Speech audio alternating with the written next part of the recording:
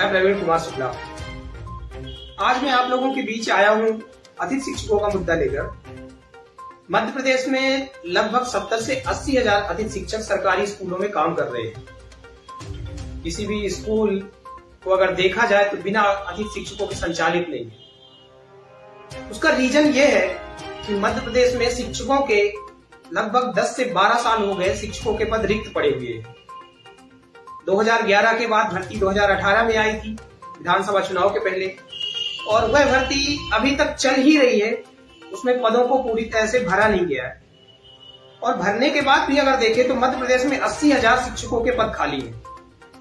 जिन पदों पर अतिथि शिक्षक काम कर रहे हैं उनमें अतिथि शिक्षकों को बहुत ही अल्प मानदेय दिया जाता है, और अल्प मानदेय के साथ ही उनका कार्यकाल भी फिक्स नहीं है।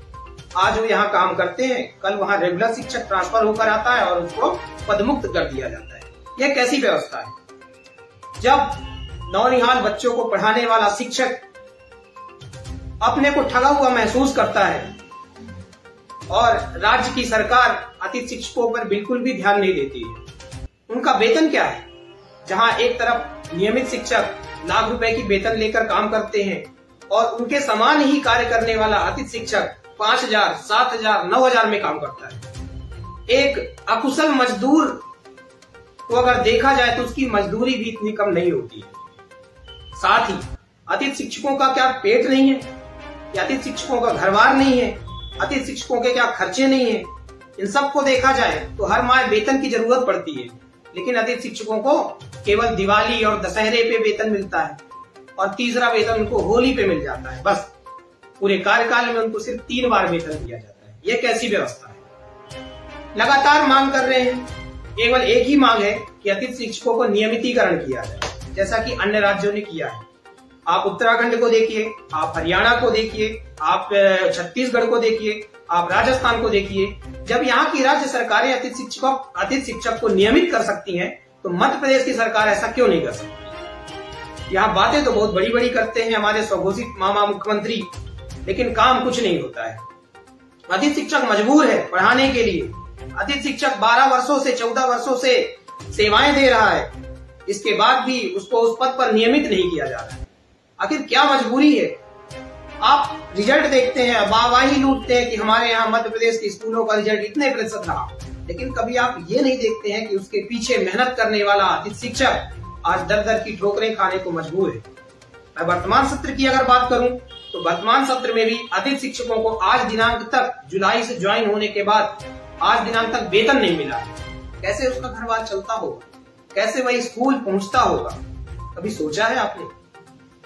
बस घोषणाएं होती हैं। अभी पूर्व सरकार में जब कमलनाथ जी मुख्यमंत्री थे तो यही शिवराज सिंह जी अतिथि शिक्षकों के भोपाल आंदोलन में पहुंचकर उनको कोसते थे कि अतिथि शिक्षकों की मांग जायज है और इनको नियमित किया जाना चाहिए।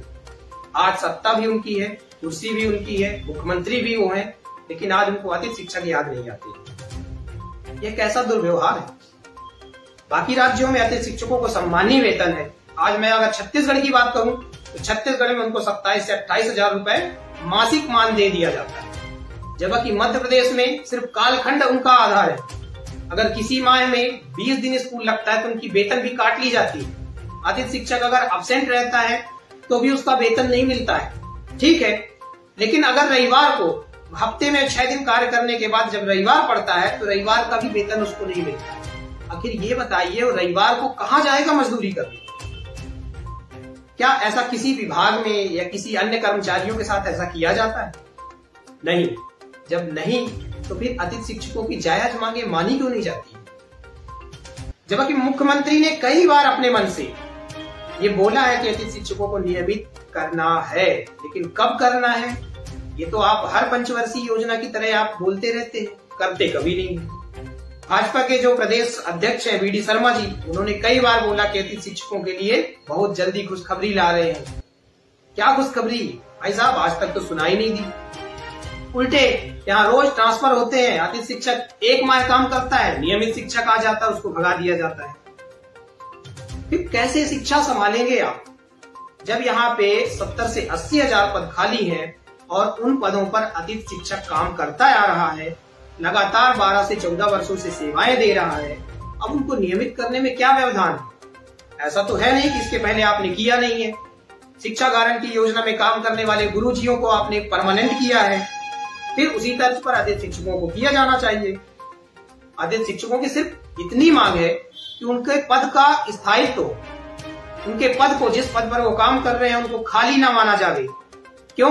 अगर खाली माना जाता है तो उनके पद पर कोई नियमित शिक्षक ट्रांसफर होकर आता है। जब उसको खाली नहीं माना जाए तो वहां पर नियमित शिक्षक ट्रांसफर होकर नहीं आ सकता। साथ ही उनका कार्यकाल 12 माह वेतन और 62 वर्ष का कार्यकाल किया जाए। 62 वर्ष तक वो कार्य करते रहे। साथ ही मासिक मानदेय हो, कालखंड का मानदेय आधार न हो, जैसा कि नियमित शिक्षकों को भी नहीं है। आप बात करते हैं समान वेतन समान कार्य की। जब समान वेतन और समान कार्य की बात करते हैं तो समान रूप से काम करने वाला, सुबह 10:30 बजे से 4:30 से 5 बजे तक काम करने वाला अतिथि शिक्षक इतने कम वेतन कैसे? क्या वो समान काम नहीं कर रहा है? स्कूल में कालखंड पढ़ाने के अलावा सारे शैक्षणिक कार्य, स्कूल से जुड़े हुए सभी कार्य करता है अतिथि शिक्षक, फिर उसको वेतन क्यों नहीं दिया जाना चाहिए? आखिर मुद्दा क्या है? दिल्ली की सरकार 32,000, 36,000 रुपए वेतन देती है, मध्य प्रदेश में 5,000, 7,000, 9,000। क्या है?